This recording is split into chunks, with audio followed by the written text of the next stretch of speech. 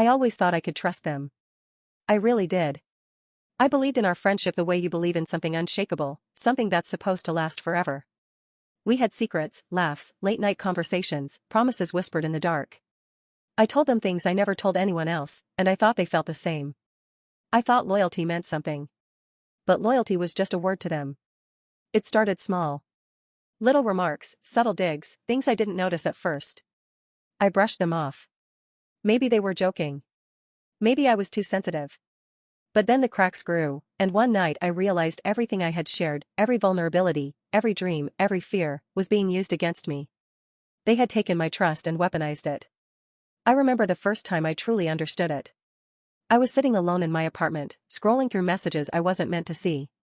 My phone lit up with screenshots of my own words, twisted, edited, sent around like some cruel joke I wasn't in on. I felt my chest tighten, my stomach turn. My hands shook. How could they do this to me? We had promised, all of us, that we'd never betray each other. And yet, here I was, betrayed. I spent days and a days, replaying everything I had ever said, trying to find where I had gone wrong. But it wasn't me. It was them. They had planned this, carefully, laughing behind my back while I trusted them with my heart, my fears, my life. I couldn't just let it slide. Not this time. Not after what they had done. So I made a decision. I wouldn't scream. I wouldn't cry in front of them. I wouldn't beg or plead. I would watch, and I would wait. I would turn the tables, slowly, meticulously, until every single lie, every hidden motive, every betrayal came crashing down on them. I didn't know how at first. I just knew I couldn't go on pretending like nothing happened. I couldn't keep pretending I was okay when they were laughing at me behind my back. I started by observing. Every conversation, every interaction, every word they said. I learned their routines, their weaknesses, the little things they thought no one noticed. I watched as they gloated over my misfortune, as if it was some game they could win. But games end. Even the best players eventually lose. I tested them subtly at first. A quiet remark here, a carefully phrased question there. I wanted to see their reactions, to confirm that the people I once called friends were now enemies. And the truth hit me like a punch to the gut. They weren't sorry. They didn't regret it. They were proud of what they'd done. I felt anger boiling in me, but I swallowed it. I couldn't afford to explode yet. Explosions leave evidence. I needed precision. Patience. Timing. I started keeping notes, mental ones at first, then I wrote things down. Names, lies, incidents, dates. Every betrayal catalogued, every hidden attack documented. And then came the moment that changed everything.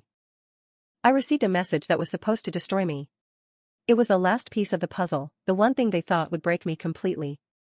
Instead, it lit a fire inside me. I felt clarity for the first time in weeks. I could see exactly how to turn this around, exactly how to make them pay in the only way that mattered, by showing everyone who the real manipulators were, and who had been blind enough to trust them.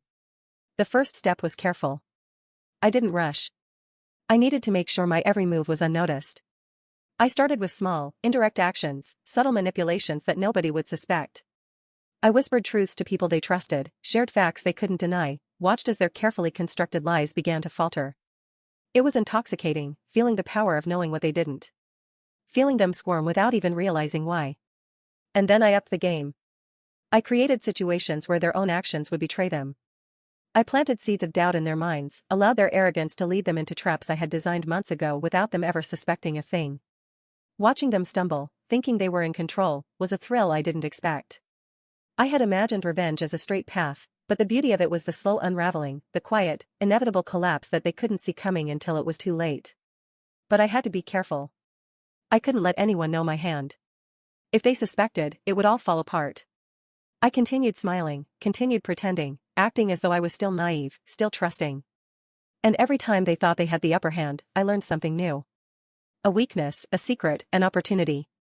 They had no idea that the person they had laughed at in private was now quietly orchestrating their downfall. I started to notice something else, too. People who had once been on their side began to question things.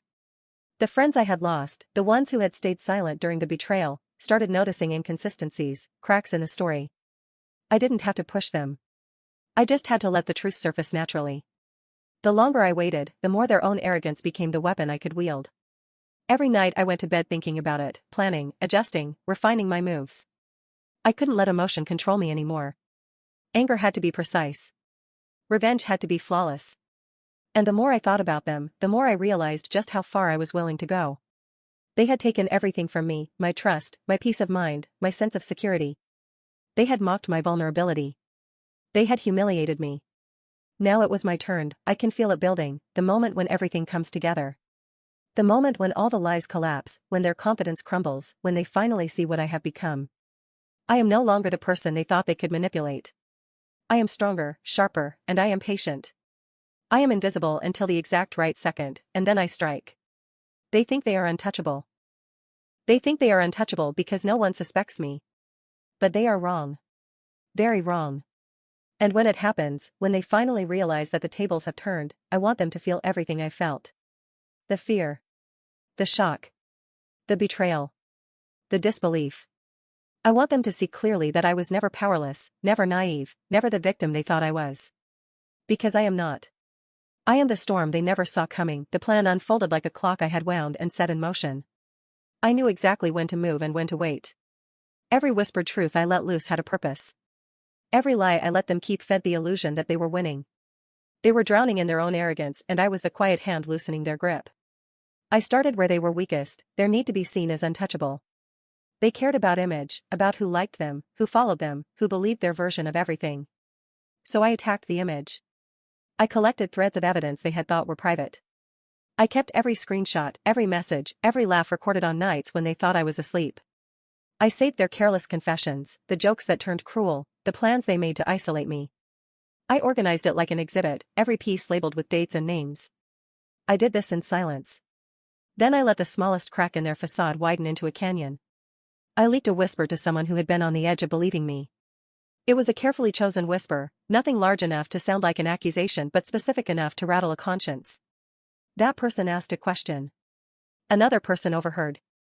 Small doubts multiplied. People began to notice the gaps in their stories. The seed I planted grew quietly, unstoppable. When the first person approached me privately, afraid and hesitant, I didn't celebrate. I listened. I let them unload the weight of watching a group they admired behave badly. They cried. They confessed that they had liked their posts, had laughed at their jokes, had defended them when others complained. I forgave none of it. I thanked them. I told them I understood why they had stayed silent. Then I gave them the documents I had compiled and told them to trust their instincts. They did. One by one, others came forward. Some confronted the group publicly. Others posted questions that the group couldn't answer without revealing more lies. The internet is a crowded place, but scandal spreads faster than any campaign. Videos were made. Screenshots circulated. Comments multiplied into evidence. The more people questioned, the more the group's stories unraveled. They scrambled to explain, to joke, to minimize. Their attempts to control the narrative only made them look guilty. Watching their panic from the outside was surreal. They called meetings. They sent frantic messages asking what had happened, who had betrayed them. I answered no one directly. I let them talk to each other while the web of truth tightened around them. They suspected betrayal but could not imagine it came from the person they had targeted. Their disbelief was a tool I used again and again. Then I made my move public. Not a shout, not a spectacle meant to humiliate in the cruelest way. I wanted clarity. I wanted the world to see that they were not victims of coincidence but architects of cruelty. I uploaded a single video, concise and raw. I told the story plainly, without melodrama, letting the documents speak for me. I showed the messages, the edits, the screenshots where they had celebrated my humiliation. I did not shout. I did not beg. I stated facts and left the rest to the audience. The reaction was immediate. Comments flooded in. People shared the video. Those who had suspected something finally had proof. Support messages arrived like a tide. Strangers reached out to tell me they had been victimized in similar ways. Some offered resources. Some offered jobs. The solidarity was unexpected and overwhelming. It was proof that I had been right to trust my instincts and to keep fighting. They tried to fight back. Accusations flew. They painted me as unstable, as jealous, as manipulative. They tried to rewrite their own words. But their attempts only exposed more discrepancies. I did not engage with their attacks. I let the evidence do the work. Facts do not need defense. Apologies were shallow and rare. Their followers splintered. People who had once praised them posted about integrity. Invitations to speak at events vanished. Brands shut partnerships quietly. The collapse was not instant, it was venomous and slow, leaving them with little left to hold on to. There were moments when I felt sick with the knowledge of what I was doing. Revenge is not clean. It leaves stains not only on those you target but on you as well. I saw their faces when they realized the consequences of their choices. I watched their confident smirks falter into something raw and human. They called me names. They cried. They begged for forgiveness. I listened to all of it, the sound a ledger of the things they had done to me and others. Forgiveness crossed my mind, like a door opening and closing quickly before I even reached it. I considered the quick redemption arc that would spare everyone the spectacle. But then I remembered the nights I lay awake shivering, the laughter I heard on group chats as they turned my secrets into entertainment. I imagined them continuing the same behavior with someone else if nothing changed. So I kept going. I began to rebuild my life as they dismantled theirs. Offers came from people who respected me, things that had been impossible before because of the smears they had circulated. An old friend I had drifted from reached out, honest and apologetic. A small publication invited me to write about my experience. Work came that allowed me to feel competent and respected again. That rebuilding felt like reclaiming ground that they had tried to take. It was not revenge in the petty sense. It was restoration. It was proof that the truth could lead to rebuilding rather than ruin. Yet the most satisfying moments were not the public victories. The most satisfying moments were private. Watching one of them at a party where everyone suddenly turned their back, seeing their phone vibrate with messages that did not comfort them, finding out that an event they planned lost sponsors because partners no longer trusted them. Seeing parents who had once praised them address their behavior with the coldness of disappointment. These were small, precise consequences that stung more than anything a direct confrontation could do. I also set boundaries. I refused to be consumed by the drama. People asked me to speak, to relive the worst parts every time the story resurfaced. I declined some invitations, accepted others where I felt my voice could help someone else. Public scrutiny can be a double-edged sword, and I wanted to use it to armor myself, not to stay trapped in a loop of rage. I used my platform to highlight the importance of accountability and the harm of betrayal. I talked about trust and the fragility of human connection. I listened to other stories and offered help where I could. There were reckoning moments I hadn't planned for. One of them reached out with an apology that felt different. It was not performative. It was a message sent in the middle of the night, raw and simple. They admitted to their cruelty, confessed to fears they had when they were young, and asked if they could ever be forgiven. I read it and closed my eyes. I thought about the person I once laughed with, the person who had sat beside me during exams and shared fries with me in the old diner. I thought about the childlike ease they once had and how it had curdled into cruelty. I replied honestly. I thanked them for taking responsibility. I told them that forgiveness was not automatic and that trust, once broken, takes more than words to rebuild. I told them I needed to see action, not just apologies. That conversation did not heal everything, but it began a thread of possibility. It was the part of revenge I had not expected, the chance for growth, however small, bleeding through the cracks of retribution. Not everyone changed. Some doubled down, blaming me, refusing to take responsibility. They moved on with their lives, holding on to the belief that they were right. That was their choice. My goal had never been to force transformation. My goal had always been to make sure the harm they caused did not continue unchecked. The outcomes varied for each person, and some consequences were heavier than I ever wanted to see. But I had to remind myself that I could not control the exact nature of their suffering. I could only expose the truth and let consequences follow. There was a day when I walked into a coffee shop and saw them across the room. They were with someone new, laughing in a way that used to feel warm but now looked brittle. For a second I wanted to stand up and confront them, to recreate the scene in my head 1,000 times over. But I sat, drank my coffee, and let the moment pass. I had what I needed. Seeing them was a reminder that life goes on, that pain recedes and that presence is the most subtle revenge of all. I had reclaimed mine. The aftermath changed me. I am not the same person who handed over my secrets with naive confidence. My guard is different now, not because I am colder but because I am wiser. I still trust, but I test trust with time and observation. I chose honesty as my weapon and used it with care. I discovered reserves of strength I had not known I possessed. I learned that vulnerability can be a choice, not a weakness to be exploited. People asked if I felt satisfaction.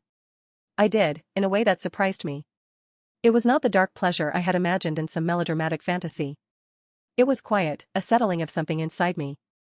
A proof that I could stand against orchestrated cruelty and not only survive but rebuild. There were nights when the memory of their laughter still shook me, but these moments came less often. Slowly, the sharp edges dulled.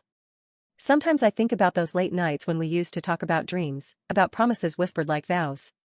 I think about the irony that the same voices that once comforted me became my tormentors. The betrayal feels like an old bruise that taught me how to move differently, to breathe differently. I carry the lesson with me. If there is a lesson to be had, it is this: do not mistake kindness for weakness. Do not assume loyalty is a guarantee. Protect your heart, but do not let the fear of betrayal close you off. Use your voice when you need to. Speak truth to those who attempt to silence it. And if you must seek justice, do it with clarity and precision. Revenge without purpose is cruelty. Revenge with purpose is reclamation. People now come to me sometimes, asking how I found the courage to expose them, how I managed to keep my composure while everything fell apart. I tell them that courage is often just persistence and that composure is practice. I tell them about the small rituals that kept me steady, writing everything down, sleeping when my body begged for rest, reminding myself that I was not alone. I tell them to collect evidence, to find allies, to use the law when necessary, and to be patient. I still feel the ache of what they did. It is a part of my story. But it is not the whole of it. The story ends not with their ruin but with my reclamation. I rebuilt my life on foundations they could not touch: self-respect, truth, and the company of people who had seen me at my lowest and chose to stay. I learned to value myself in ways that no betrayal could diminish. One night, months after everything had started, I walked down a quiet street and felt a sudden weight lift. It felt like a breath I had been holding for a long time, finally released. I smiled without thinking, a simple, small thing that tasted like freedom. I had wanted them to feel what I felt, to understand how it is to be betrayed. But in the end, it was not about their punishment. It was about my peace. I had been broken, yes, but not beyond repair. I had been used as a punchline, yes, but I had reclaimed the joke and rewritten it. I had been silenced, yes, but my voice became louder and clearer. The revenge I exacted was not petty or showy. It was a reclamation of dignity. It was a promise to myself that I would never again be someone's entertainment. When I tell my story now, I do not aim to instruct people to seek revenge. I tell it to warn and to empower. Betrayal can happen to anyone. When it does, you can choose to crumble or to rise. I chose to rise. I am not proud of the hurt I watched unfold, but I stand by the choice to fight for myself. Standing in the light after the darkness is not a vanity, it is a necessity. They are a lesson. I am the answer. I am the person who learned the hard way but came out stronger. I am the quiet storm they never saw coming, and I keep moving forward, steady, unbroken enough to know that the worst did not finish me. It only taught me to be careful with who I let close. And if you ever find yourself betrayed, remember that the most powerful revenge is living well, and living honestly, with people who deserve your trust.